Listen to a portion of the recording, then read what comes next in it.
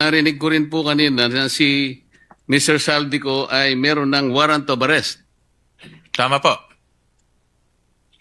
Bakit po si dating speaker wala pa? Wala pa hong kaso sa Sandigan Bayan, Mr. President. So, yung Akala kay ko Zaldi po- ko, ang pagkaalam ko ho, ito yung mga unang kasong ifinal ho sa kanya.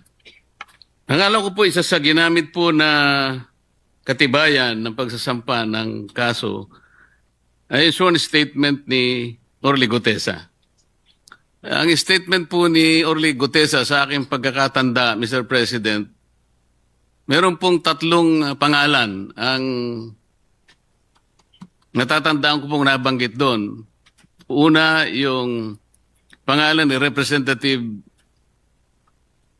Eric Yap. Pangalawa, yung pangalan ng dating Representative Saldico at pangalan ng dating Speaker Martin Romualdez.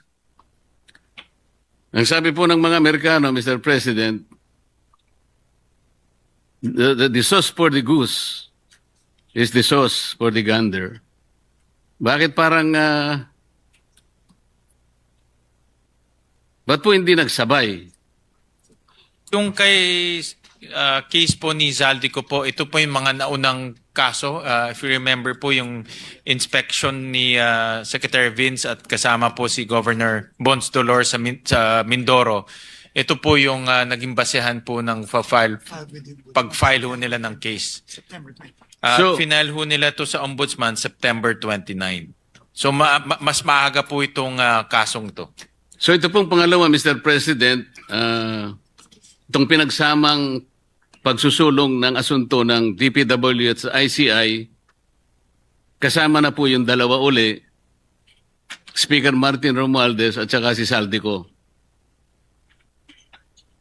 Ito po ay final po ng ICI sa Ombudsman. Andun na po sa Ombudsman ngayon. Yun nga po, kasama ang DPWH. Yes, kasama po.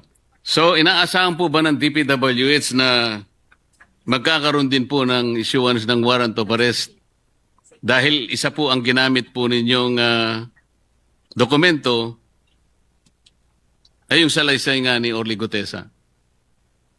Kampante po si Secretary Dizon sa kanilang mga nakalap na ebidensya at may tiwala ho sila sa Ombudsman na magiging masino po sila sa pagtitingin ho dito sa mga ebidensya. Gusto ko rin pong paniwalaan yung sagot ninyo, Mr. President. Aming salamat po. Thank you. Hindi po ba ninyo ginamit yung kamakailan lang ay pagpapahayag ni Representative Saldico na ipinadaan niya sa kanyang mga video recordings?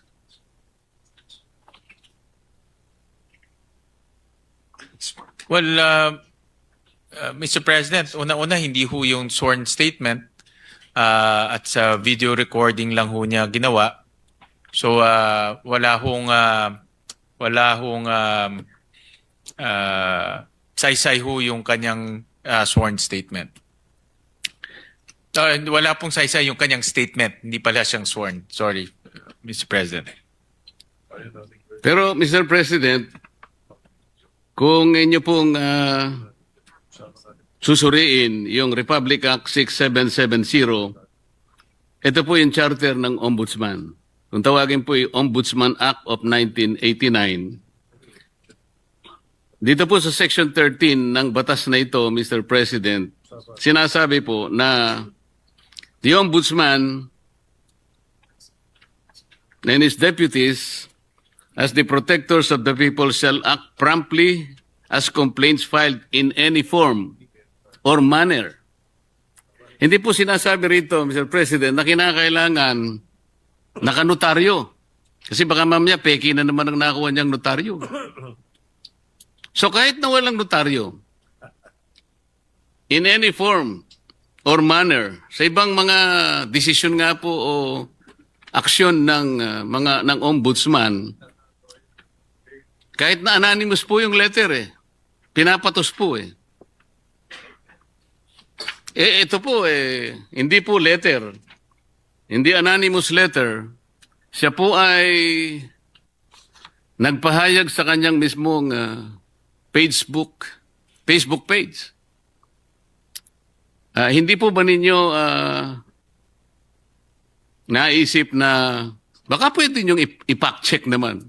Baka may katotohanan naman. Hindi po natin sinasabing walang katotohanan o may katotohanan. Nasa sa inyo po kung mag-initiate po kayo ng evaluation sa kanyang mga paghahayag. Meron na po ba kayong nagawang ganong aksyon, Mr. President? Mr. President, Senator Marcoleta, ito po ay nasa discretion na po ng ombudsman at sila po ang meron pong kapangyarihan kung gugustuhin ho nilang imbestigahan o i-pursue itong ganitong mga statements. So, nasa kanila na ho yun.